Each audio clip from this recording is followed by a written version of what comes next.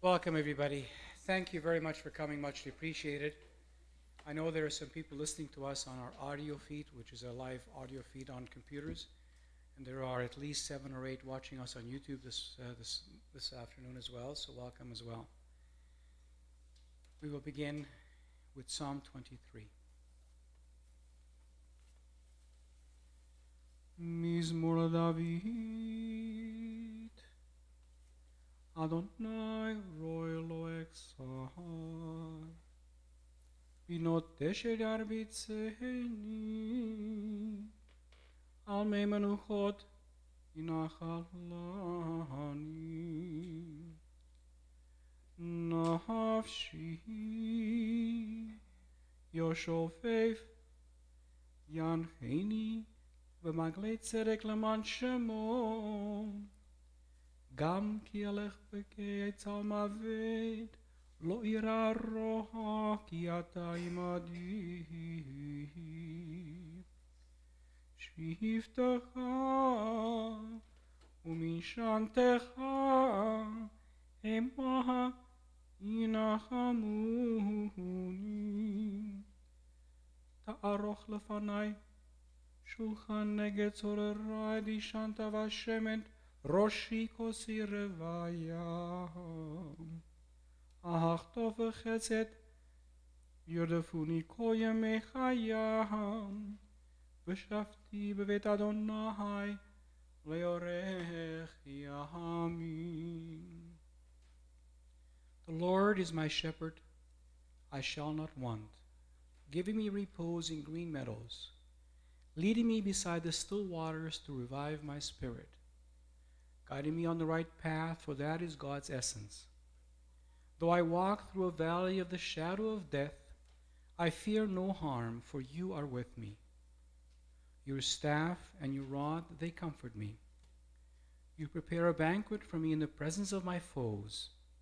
You anoint my head with oil, my cup overflows. Surely goodness and kindness shall be my portions all the days of my life, and I shall dwell in the house of the Lord forever.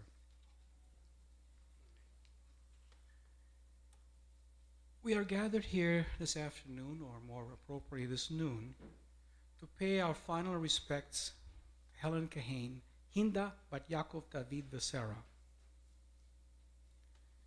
Helen was predeceased by her parents, Jacob Diamond and Sarah Cluner. Now Sarah remarried, and her new name became Sarah Diamond Jacob. Her husband, Morris, passed away in 1989. Her brothers, Laser, Diamond, and Hershey, Harold Diamond, thank you. I asked the family to correct me because I'm not that good with names, so thank you very much, and keep going. Harold Diamond, survived by her brother-in-law, Leonard Kahane. She's also survived by her children, Barbara and Stephen Kuttner, thank you. Ruth Kahane Goldberg, married to Harvey. Debbie Goldberg, married to Sheldon. Hannah, Joan Kahane Bryans, yes. Her grandchildren, Blake, Ari, Ava, Avi, Lisa, Alicia, and Lawrence. Her great-grandchildren, Sage, Rye, Elliot, Olivia. Helen passed away on Saturday, November the 11th, Shabbat. We'll see something later about that. On the 4th day of the month of Kislev in the year 5779, at the age of 98. Now, I was told just a few minutes ago that Helen was very much liked our Rabbi Emeritus, Rabbi Green. And this, what I'm going to say now, comes from Rabbi Green's teachings. And you'll recognize that, I'm sure, if you know Rabbi Green at all. So here it goes. It's a common practice to read and chant the 23rd Psalm at a funeral, as we just did. The words provide us with some comfort and seem to speak to the situation of the mourner. From the psalm, he gives me repose in green meadows. He leads me beside the still waters to revive my spirit. It's natural to experience pain of loss and the anxiety of separation in the wake of the death of one of our loved ones. These words help to calm our state of mind and our heart.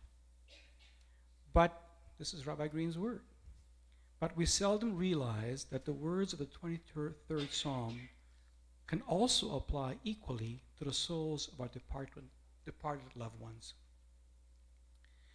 It used to be that we were in severe doubts about the whole idea of afterlife. I know my mother used to always say, "No one's ever come back to tell us what it's like." That's a direct quote. And that was a criticism. However, with the advance of modern medical technology, apparently this might no longer be true. There is now a whole outline of literature, recorded literature, of many carefully recorded cases of near-death experiences in which people have come close to dying and either recovered or were revived.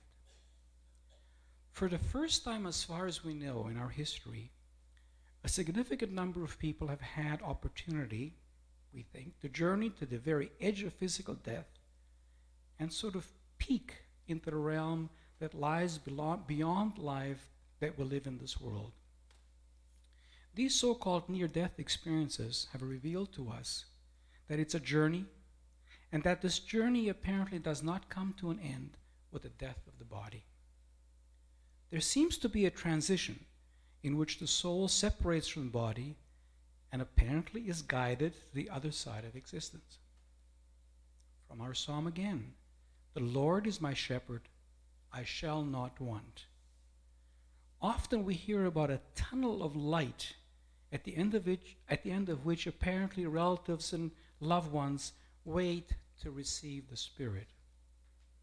Psalm 23 says, "He guides me on the right path, for that is his nature." In many of these descriptions, there is a sense of peace and tranquility far beyond anything that we have ever experienced in our lives. Psalm 23 again says, "He gives me repose in green meadows. He leads me beside the still waters to revive my spirit." Sometimes there is a sense of surprise that this is even happening. Again, going back to what we grew up with, wasn't consciousness supposed to cease once the body and breathing ceased? Psalm 23 quote again, "Though I walk in the valley of the shadow of death, I fear no harm, for you are with me." All of this is accompanied with a sense of apparently great happiness, bliss, and fulfillment. Psalm 23 again says, "You anoint my head with oil. My cup overflows." Many people come back from these experiences apparently with a sense that they have tasted eternity. Psalm 23 again says, "And I shall dwell in the house of the Lord forever." Their lives appear never to be quite the same again. We who mourn today for Helen, I think, can also taste a bit of eternity in the way that has the potential to transform our lives. We experience today that how we remain connected to Helen even though her life on earth has come to an end. Physically, she is no longer present, but spiritually, her presence flows within us. We continue to remember her and to love her. These thoughts, feelings, and memories of Helen connect us to her and apparently, possibly, to the world of eternity, the world of a soul that we can carry within us. Helen's death surely is a loss, but for every loss there is a compensation in a form of learning and experience. Here also, through Helen's death, we can learn about the potential existence of eternity. Her death has possibly opened up the portal of the soul for us. And so, if we are open to it, Rabbi Green and I both believe that the immortality of the memory of Helen and the 23rd Psalm can be a guide to the world of spirit, which lives apparently within each one of us. Our elders, rabbis, and leaders have always said for I think, time immemorial, that a eulogy is one of the highest mitzvot, good deeds that we can do. Why? Because the person that we're eulogizing is not here to help us, or even to help us, but to thank us. So therefore, it's really a service to the person that's passed away. It also helps us to substantiate and celebrate Helen's memory. We are fortunate today that her grandson, Rabbi Ari Goldberg, and members of the family will share memories of Helen with us. Rabbi?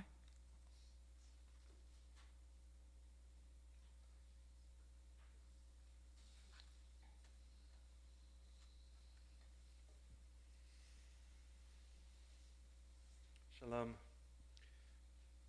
When I got the call to say that my grandmother had passed away Sunday night, my first reaction was that the next morning I would have to call Bobby to talk to her about what had happened. It could not have been otherwise, because as long as I could remember, she had been the heart of our family, and it was impossible to think of going through a significant life transition, positive or challenging, without including her in it and turning to her for support and for guidance.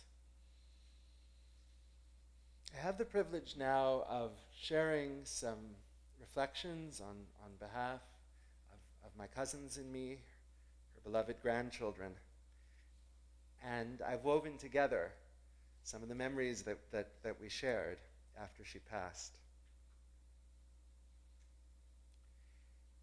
In our tradition, there's a belief that when parents give a name to their children, they have Ruach HaKodesh, a kind of divine inspiration. Even though they've only just met the child for the first time, they're able to pick a name that really speaks to the essence of who the person will be as their life unfolds. And I really feel that Bobby's parents, Sarah and Jacob, Aleichem HaShalom, blessed memory, found a Jewish name for her that was perfect, Hinda, which means a person of chen, a person of graciousness. And that was who Bobby was. Graciousness means to be someone who's generous of spirit, who's compassionate, who's kind, and also somebody who has good taste and who knows how to live well. All of those things speak to her. Whether you knew Helen for 5 minutes or for 50 years, she made you feel that you mattered, and you definitely did matter to her, regardless of your position in the world or your position in her life. She made you understand that you were the center of her consciousness while she was with you. And she did this with words, with gestures, with countless acts of kindness, known and unknown, for almost a century. All of the things that mattered to her in her life, being a mother, being a daughter, being a wife, being a grandmother, serving as a nurse during the war, and as a volunteer leader. All of this revolved around her love for people. We, her grandchildren, have reflected on this, and it's been very moving. What's also been moving was that when I sent out a message after she passed away, the responses that I got from old friends of mine, from distant relatives, people that hadn't known Bobby that well, or perhaps seen her for a long time, but she was unforgettable to them, and they movingly recalled her warmth. Another part of Bobby's graciousness is what we would call the value of hakarat hatov, awareness of the good. More than anything, she felt grateful for Zadie, for her loving parents, for her amazing daughters. And as she put it, I was very, very lucky to have such good people in my life. Back in January, when I was visiting, I brought out my laptop and we watched some of the old grainy home movies that Zadie had shot in the 60s and 70s. And she kept repeating every couple of minutes, "I've been so lucky, I've been so lucky." She cared about seeing the good in people and in experiences. And we reflected about how, like everyone, Bobby didn't click with every single person that she met. Nobody does. And we all have experiences sometimes of others where we find it difficult. But regardless, she cared about treating everyone with respect and kindness. And I asked her once how she did this. And she said that if you look below the surface, you can almost always find good points in people to focus on. And you go from there. And I think this is a huge lesson for the times that we're living in. We have a choice in every person we encounter, whether to focus on the things that we find difficult or to focus on seeing the good. And without denying things that she found difficult, she chose to focus on the good. And Bobby was aware of the good in others' actions. She was always delighted whenever one of her grandchildren called her and would thank us warmly at the end. And many times I said to her, "Look, it's a two-way street. I enjoy talking to you. You don't have to thank me. If anything, I should be thanking you." But she always did it nevertheless. She never took for granted good things that were happening to her, things that others were doing. She savored it. Sometimes she would say to my sister and me, probably more me, "You're eating a little too quickly. Stop and enjoy it. Enjoy the chocolate bar." And that was the way that she lived her life. She savored it. And that made her experience of life and of people all the richer. Bobby had awareness of good in the world, whether it was a beautiful sunrise, whether it was an interesting tidbit in a book that piqued her curiosity. She was always discovering the world and often felt real wonder.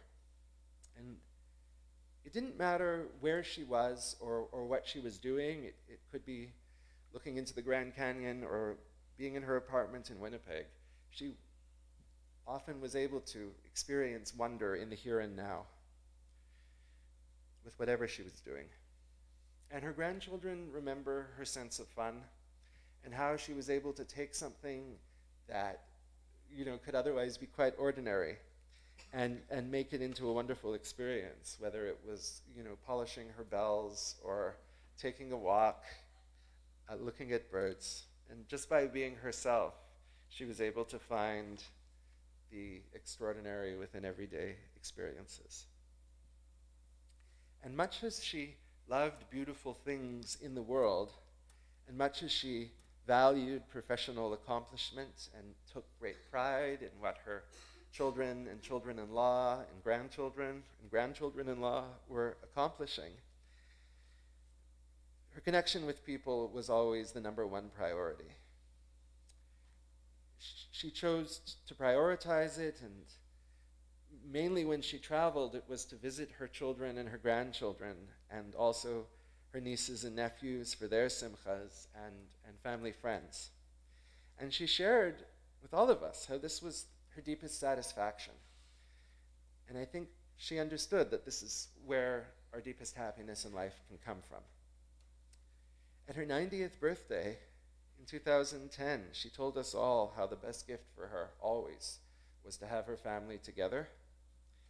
And she said at other times how the biggest tribute to her in the future, once she was no longer alive, would be for us to maintain the connection across the distance. Bobby definitely went the distance in her life, and this was surely good for the airline companies that she used. At her 85th birthday, Hava and I did some calculations and found that with all her traveling to see people on the West Coast and in Ottawa and in Boston and for family simchas in Montreal and Toronto and elsewhere, that it added up to about 4 trips around the world or 1 round trip to the moon. Bobby was able to transcend distances not only physically but emotionally. Even as she was separated from us chronologically by 6 or 7, or in Lawrence's case, 8 decades, and lived half a continent away, where she couldn't, unfortunately, visit every week. She was always there for us. She was always a wonderful, wonderful friend. And I took for granted, but really marvel now at her ability to understand a lot of our experiences, even though we were growing up in a very different time from the era that she grew up in the 20s. And when there were things that she didn't get, like what on earth those strange boxes we were carrying around were and what email was or the internet, she used her curiosity. She was genuinely interested in what was going on in her lives.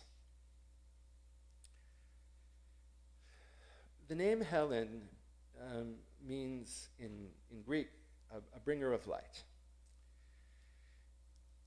And I feel moved to adopt a line that's traditionally said in the morning just before the Shema, Ba'ora nireh or, in her light we can see light. With her graciousness, Bobby illuminated an orach chaim, a way of living, throughout her life. And now that she is no longer physically present, her light lives on within each of us. After someone has passed away, we say, Zichrona livracha, may her memory be a blessing.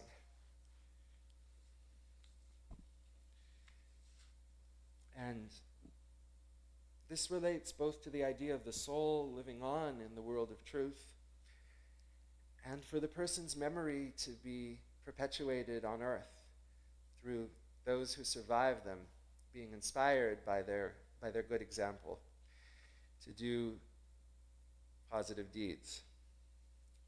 So I want to say to the next generation, every time that we relate to someone in a way that recognizes the good in them, every time we feel grateful for the good in the world, don't take it for granted. And in maintaining our family connection despite the distance, we are blessing her and being blessed by her. And please God, these values will be passed on to our children and continue and continue. Now Bobby's life is over, and her soul is returning to Hashem. She is returning to her parents and to Zadie and to her brothers and all the people that she loved, many, many people that she loved in her life. Bobby, I bless you. Ya'er Adonai panav elecha v'yichunecha. May Hashem turn Hashem's face towards you and be gracious to you, as you have been gracious to so many people. Amen. Shalom, Bobby, my friend. I love you. So now I welcome my mother and my aunt to share their words.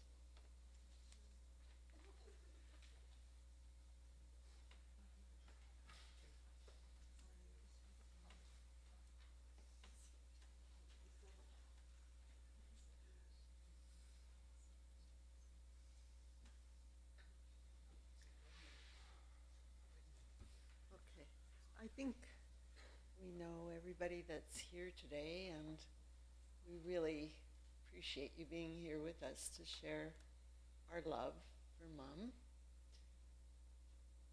I don't have much to say at this point, but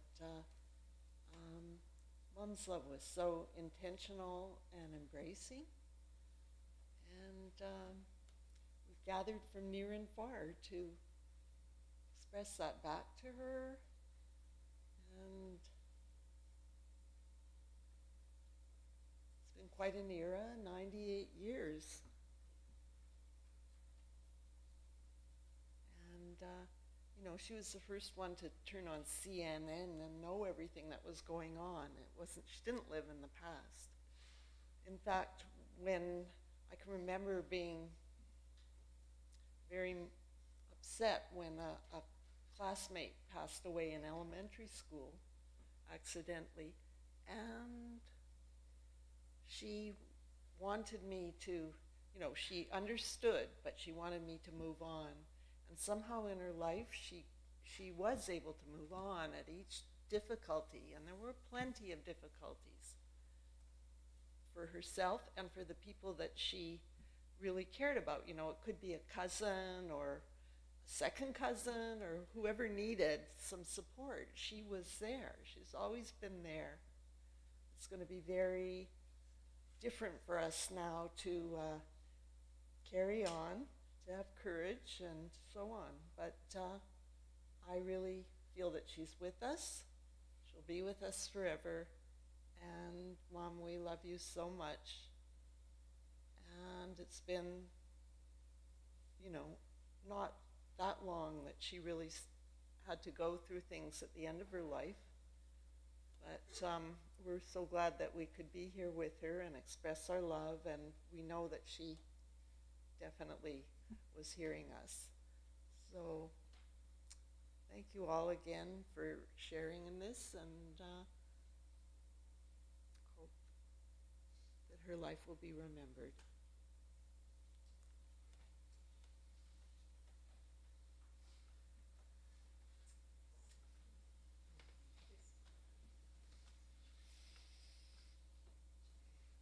Everything that you said, Rabbi, Ari, Ruthie, are the things that I was going to say about Mom. But I woke up this morning and I got the message that I needed to convey something.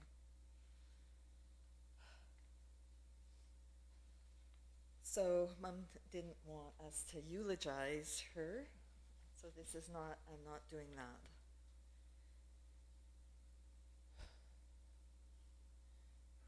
I know that you all know that Helen came into this world as a pure soul. And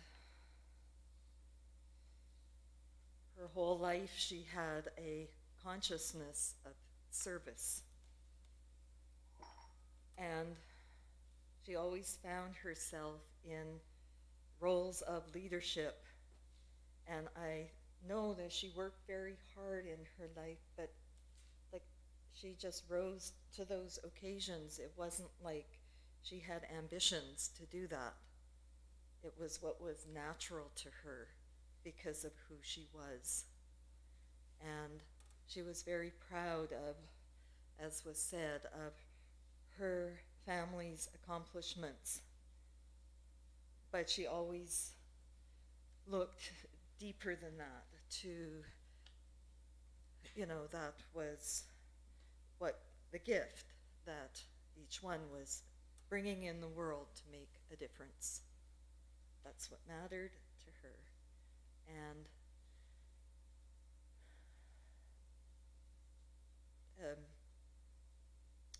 Mom had a lot of vitality, and we've spoken about her kindness and her patience. That's something that I'm still learning about. Her patience and her devotion and the sacrifices that she made. And I think because we had talked about this, that she grew up in an era where, you know, women were just coming out of an era of being second-class citizens. No, none of us ever saw Mom like that. She was so strong and such a vital force in all of our lives. And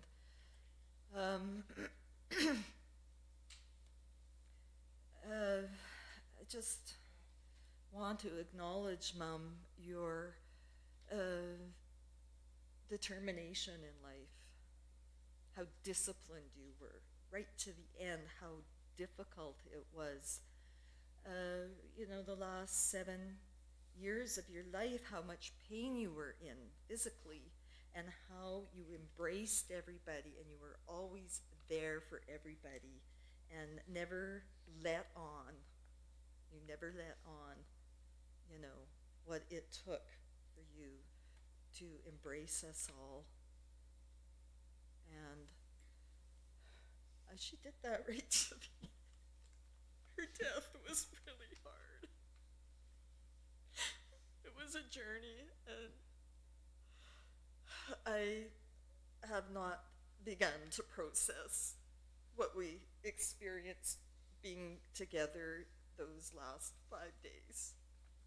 But Debbie and I were with her through the night, and her face changed. It was so beautiful.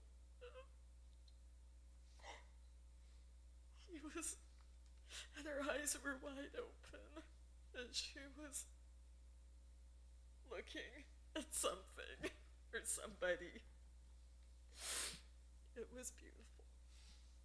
It was unbelievable.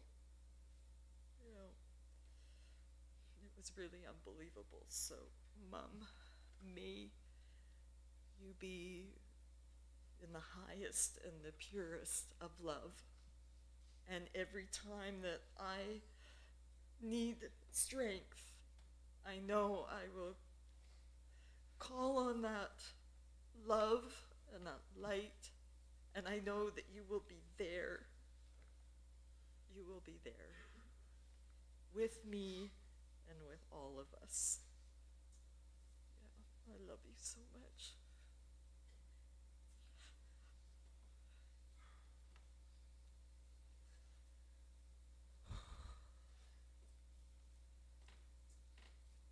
I feel these last days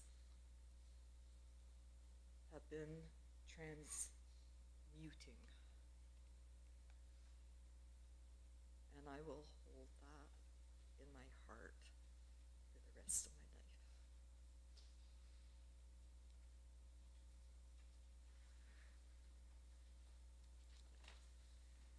Thank you to all of you for the wonderful words, and I'm sorry we stole your lines. Ari and I didn't practice it, but thank you. They were wonderful lines, and Ari, thank you again. It's wonderful. In speaking to the family yesterday, I did not know her. At least I don't remember knowing her, although we probably crossed paths at one time. I was told that in her 80s, amongst the many things that she did, she volunteered to be in the Shared Tzedek gift shop. And that was early in my connection to the synagogue. I was really only part-time here. And I remember in the early time that I was here, there was a particular family, if you can picture this, who came literally weekly to our gift shop to purchase a lot of Judaic stuff, from Sidurim to Chanukaim to all kinds of stuff. But here's the picture. The gentleman showed up with kind of a beard and a ponytail and tremendous amount of tattoos on him. And in the summertime, he would show them off with a t-shirt with his wife and children, and they would go to the gift shop and buy a lot of stuff. I mean, they would walk out with bags full of stuff. And I was told by one of the daughters that she described this to him with great pride. She was really quite excited that someone came and bought so much stuff from her. I can just see her having a conversation. He was a wonderful guy. But in the summertime, he would arrive on his bike with a sidecar, with his wife on the back and the kids on the sidecar, and walk out, and they were all holding stuff. I don't know how they ever made it back. They lived in St. Boniface. But it's just a little snippet of something that I probably knew her at the time. I know my wife said she came to a number of events here as well. So, yeah, it's a wonderful memory to have that little snippet of her. The other thing I wanted to say, and Rabbi, can be interesting. There are many rabbis. Of course, they identify that the most important holiday in Judaism is what? Shabbat. Some people argue Yom Kippur, but really it's Shabbat. I told you, she passed away on Shabbat. And it's interesting because there are rabbis, Rabbi Green particularly, who would say, maybe the divine God wanted that particular soul to come back on God's holiday. Let's keep that in mind. It's a wonderful way of remembering a wonderful life. It was inspirational to all of you, and to me, I didn't know her. Keep that in mind. The El Mali Rachamim, the memorial prayer, Rabbi Green used to identify it as a phone call to the soul because the name is actually mentioned in the prayer itself.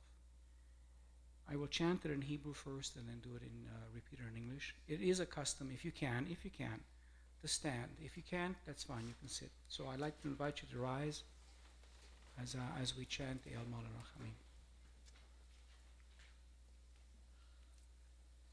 El Mali Rachamim Shochein Bamrohumim Hamatzei Menucha Nachona Tachat Kanfei Ashkinah B'mahalot Kedoshim Udchorim Kezohar Alek Maskirim Et Nishmat Hinda Bat Yaakov David Vesara Shalcha Lelamaham Vagan Ein Temenuchatam Anna Habal Harachamim Astira Abaseti Kanofech Ololomim Utzror Bitzror Achemet Nishmatam Adonai Hunachalatam Vetanuach Bashalom Amishkavaham Venomahar Amen.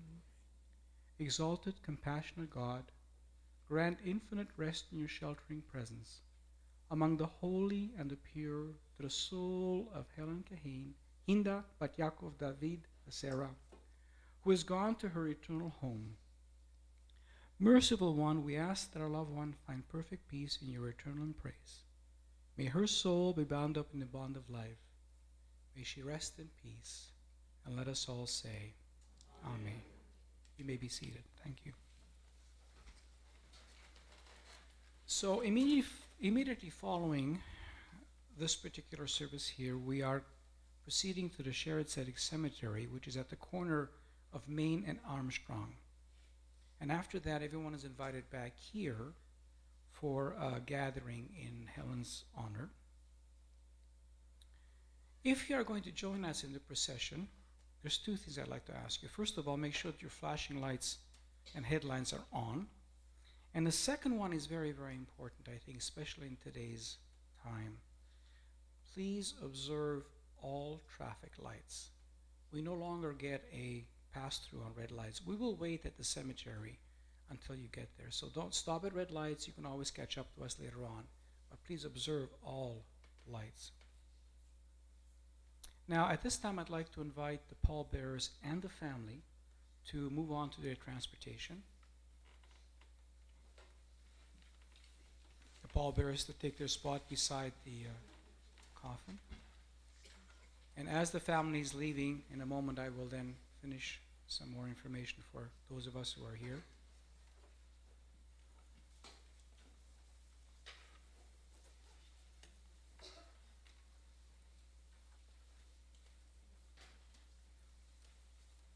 Oh, by the way,